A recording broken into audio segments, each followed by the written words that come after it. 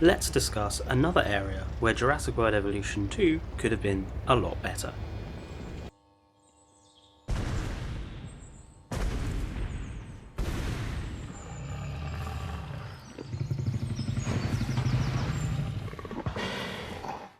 Hello and welcome back to Triclaw Gaming with me, Fletcher, and today we are going to discuss the Chaos Theory game mode in Jurassic World Evolution 2, discuss what I think of it, what I would have done different. But before we get into that, don't forget to like, and if you're new here, subscribe, and comment down below what you think about the Chaos Theory game mode that we have currently. Right, let's get started.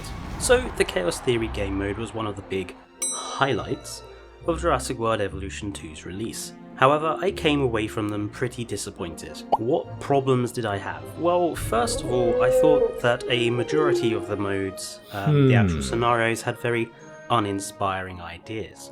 3 of them have you just construct a park in exactly the same way as the rest of the game in challenge modes. Hardly groundbreaking.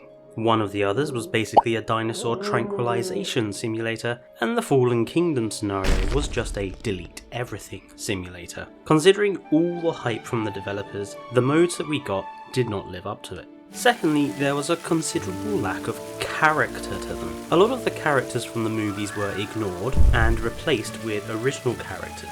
The Lost World Chaos Theory mode is one such example, where characters like Peter Ludlow, Sarah Harding and Roland Tembo were replaced with Frontier OG characters, none of which were as interesting. The idea of the modes drawing on our nostalgia for these movies failed, as they didn't draw on anything really from those movies. What did I like? Well, I thought the Lost World San Diego Park was one of the best Chaos Theories all around, and I did like the maps used in each of the modes, especially the Isla Sorna map with its Jurassic Park 3 Easter eggs. But with all that being said, I would do a lot of things differently if I had been put in charge of these modes. And what I've done here is come up with my 5 Chaos Theories that I would have created for the game if I had been put in charge of them. Let's go through them one by one.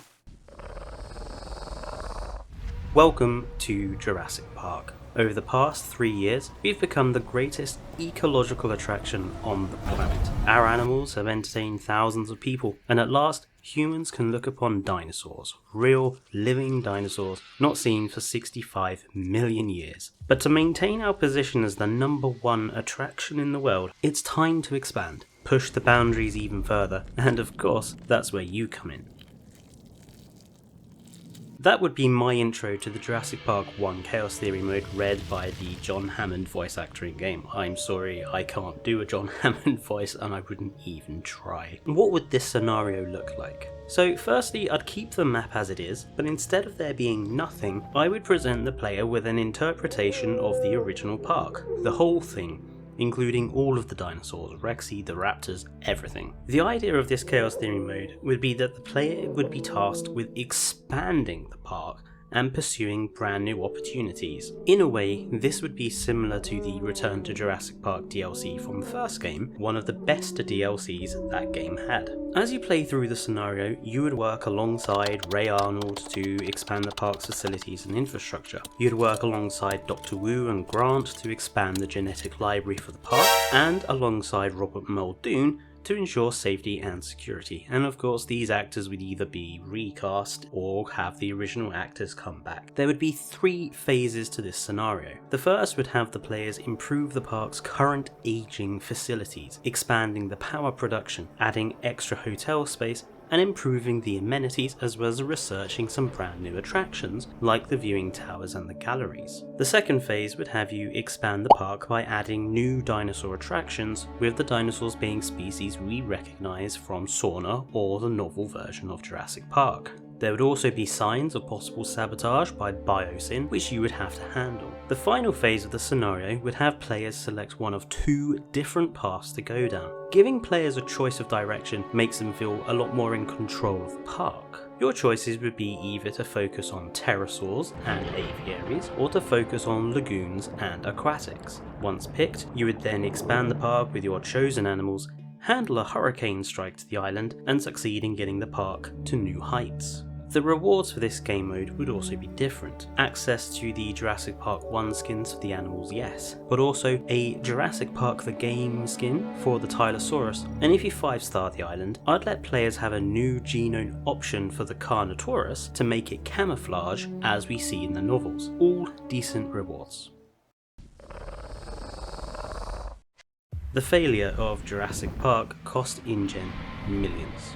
Compensation, layoffs, red tape, payoffs. The entire island almost a total loss, the company on the verge of collapse, and its director bedridden on the verge of death. It seemed only right to take control. Site B, our last chance at saving the company, a wealth of creatures to recover, but where to house them? Somewhere much closer to home than an island in the middle of the ocean. This intro would be voiced by a recast Peter Ludlow to introduce the Lost World Chaos Theory mode. The San Diego map is pretty good as it is, so again, I wouldn't change it. Here, the idea would be to build a park from the ground up, like originally. The key differences here would be recasting major characters like Ludlow, Tembo and Sarah Harding, who would work alongside you as you created the park. Phase 1 would see you repairing the facilities, especially the Colosseum, which in this mode would serve as a large attraction earning you money, similar to how the Innovation Center worked in the first game. You would then receive your first animals from Isla Sorna, probably simple things like Stegosaurus or Parasaurolophus. Phase 2 of this mode would see you expand the park, with larger species coming from Isla Sorna like the Memenchisaurus, and adding further attractions. It would also see you have to improve the reputation of the company, which would include additional efforts by Biosyn to interfere and sabotage. The final phase of this mode would again give you a choice, to either bring in the T-Rex from Sorna or the Raptors. Once chosen, you will have to handle a sudden breakout caused by Biosyn sabotage, where the Rex or the Raptors escape towards San Diego. The player has to don his pilot coat, chase the creatures down, and trank them before they reach San Diego proper, and we get another repeat of the movie. The rewards for this scenario: firstly, Lost World skins for the relevant animals. Secondly, juvenile skin options for the T-Rex and Stegosaurus. They added new models for the Camp Cretaceous DLC, so it's not that difficult. And if you 5-star the park, the ability to build the Colosseum in sandbox mode. I think these rewards would be very well received. What we found there in 2003 was what InGen left behind. Not just the dinosaurs left on that island to live and exist, but the debris of their attempts to play God. Raptors pickled in jars, pteranodons trapped in their prison, and things that InGen apparently never made. Isla Sorna, the island where we made all our dinosaurs for the park. John called it the production floor. I preferred to see it as our own Eden, a place where we turned back the evolutionary clock and gave these animals another chance.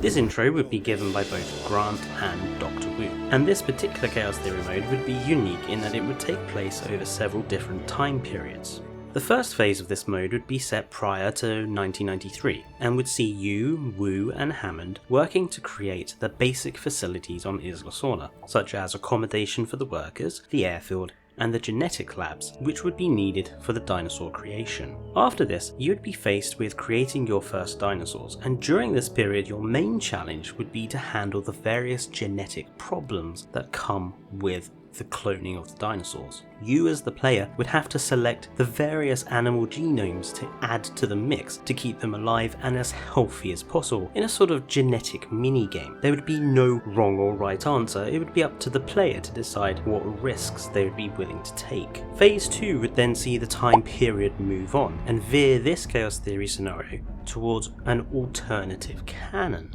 Working with Dr. Wu and a small team, you would return to the abandoned island with the intentions of continuing your experiments. Wu would keep his real intentions hidden throughout this part of the scenario. Your first task would be to get the main facilities running again, and then Wu charge you with your first task: capture some of the dinosaurs still on the island to gather material for experimentation, primarily the raptors. You'd then be tasked with creating new versions of the raptors using the same genetic minigame, thus creating the new Isla Sorna raptors BC in Jurassic Park 3. Phase 3 would then see you take part in Dr. Wu's amalgam testing. Here, you would be tasked with gathering genetic material from several other dinosaurs and creating a genome which would become the Spinosaurus, thus making the Spinosaurus Wu's first hybrid. The end of this scenario would see the Spinosaurus hybrid escape, destroying the facilities, and you in your jeep would have to escape before the Spinosaurus caught you. The rewards for this scenario would be Jurassic Park 3 skins for the dinosaurs. It would also add some decoration items from Jurassic Park 3, such as worker village buildings, the airfield, airplane debris, and others.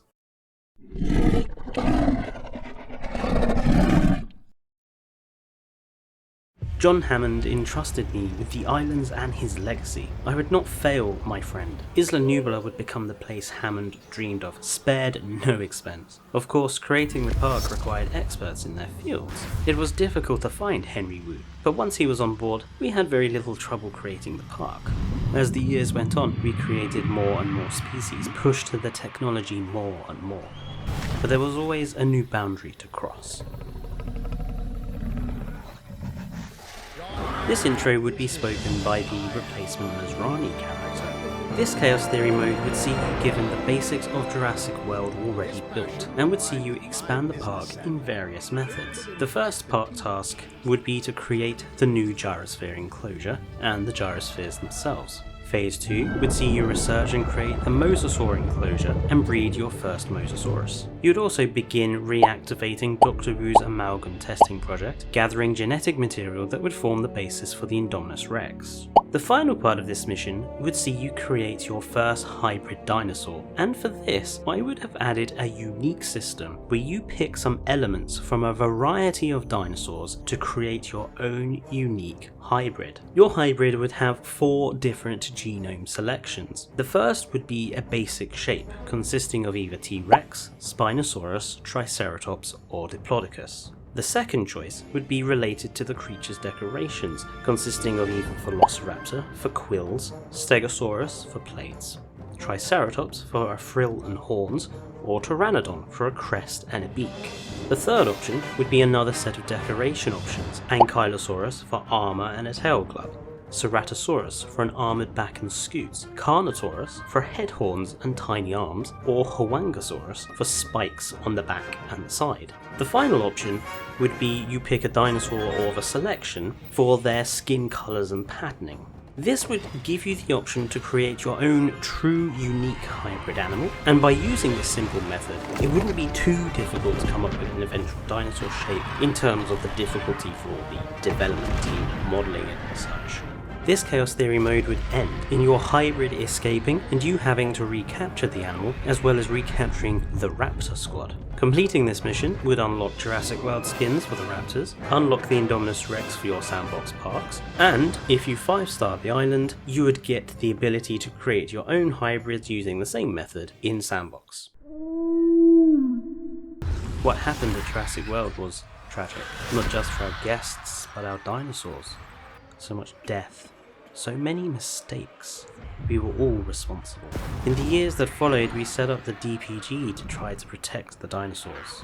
It was a tough job, but we were making real progress. But as Ian Malcolm said, nature finds a way. Mount Sibo was going to annihilate the world's last dinosaurs. The courts debated protecting them or just letting them die. We had a chance here to redeem ourselves for Jurassic World.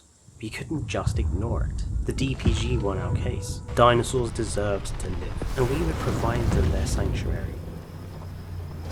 Claire Deering would introduce the last Chaos Theory mode. In this mode, you would start on Isla Nublar with just a couple of choppers and a transport ship. You'd be on a time limit to trank and prepare for transport as many dinosaurs and animals as you could. Once your time limit was up, you'd be treated to a cutscene of Mount Sibo erupting, where the mode moves to the second phase. Here, the game would welcome you back to none other than Isla Tacaño from the first game, remade of course for the new engine and biome system. Here, your job would be to create an acceptable dinosaur reserve for the animals, which would also include elements of scientific research. You would have to ensure the dinosaurs' needs were 100% achieved. This phase would also see you fulfill some scientific missions, such as taking photographs of certain behaviours. Phase 3 would explain why Tacanio was selected. Here you would be tasked with tracking down and recapturing the Mosasaurus that escaped into the ocean. Once captured, you'd give it a new home in the large lake at the centre of the island, and then you'd have to complete some more basic scientific missions. The rewards for this Chaos Theory: the new Jurassic World Evolution 2 Isla Sorna map to build on in Sandbox, and you would unlock some Fallen Kingdom related decorations, including a transport ship, large choppers, dinosaur cages, and volcanic related decoration. So these were all my ideas for what Chaos Theory would look like in my Jurassic World Evolution 2. Let me know in the comments which ideas you liked, which you didn't, and what you would do if you had control over the Chaos Theory modes. Don't forget, if you are new here, to like and subscribe for more content from all of us at Triclaw Gaming. Don't forget, if you haven't also joined the Discord yet, there is a link down below in the description, and until next time, stay safe and goodbye.